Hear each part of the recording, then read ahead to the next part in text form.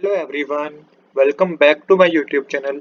आज हम करेंगे क्लास 10th की मैथ का चैप्टर नंबर 1 रियल नंबर का क्वेश्चन नंबर 5।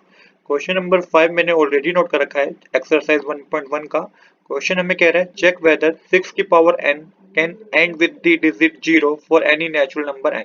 यहाँ पे क्वेश्चन हमें बता रहा है, कह रहा है कि 6 की पावर आप कोई भी नेचुरल नंबर लीजिए, क्या आपको अब ये चेक करना है क्या जो उसका आंसर होगा उसमें एंड डिजिट क्या जीरो होगी। फॉर एग्जांपल 6 की पावर अगर आप 2 लेते हैं तो यहाँ पे 6 की पावर 2 कितना होता है 36 होता है, तो क्या एंड डिजिट जीरो आई नहीं आई ना, क्योंकि इसमें तो एंड डिजिट हमारी 6 आ रही है।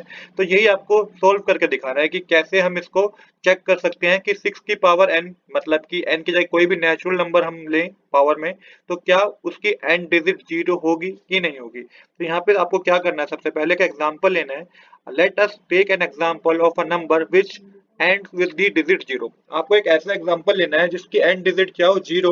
आपको ये देखना है कि उसके प्राइम फैक्टर्स क्या बनते हैं।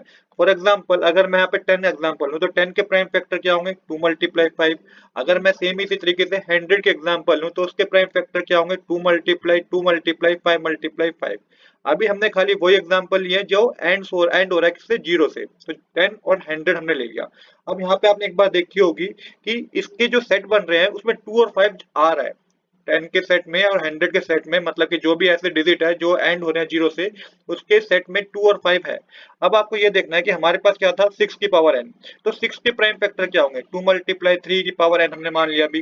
तो इस यहाँ पे हमें ये पता चल गया कि 6 के प्राइम फैक्टर्स में 2 मल्टीप्लाई 3 है, जबकि वो नंबर जो एंड हो रहे हैं जीरो से उसके सेट्स में 2 मल्टीप्लाई 5 है। तो यहाँ पे हम क्या कह सकते हैं, यहाँ पे हम एग्जांपल लेके और चल लेते हैं जो मैंने आपको स्टार्टिंग में बताया था कि अब मैं अगर n की जगह 2 ले लूं तो हमारे पास 36 आएगा, और 36 का प्राइम फैक्टर्स क्या होंगे 2 मल्टीप्लाई 3 मल्टीप्लाई 3।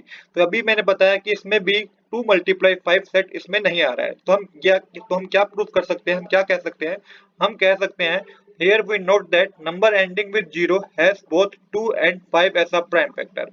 अब हमें ये पता चल गया कि जो नंबर एंड हो रहे होंगे ना जीरो से उसके एंड उनके उनके प्राइम फैक्टर 2 और 5 होंगे।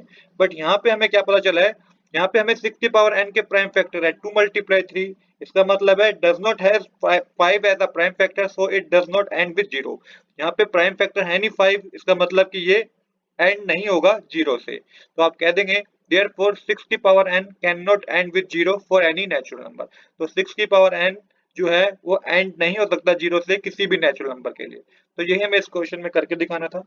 आज के लिए इतना ही। I hope you like this video. If you like this video please do subscribe this channel. Thanks for watching.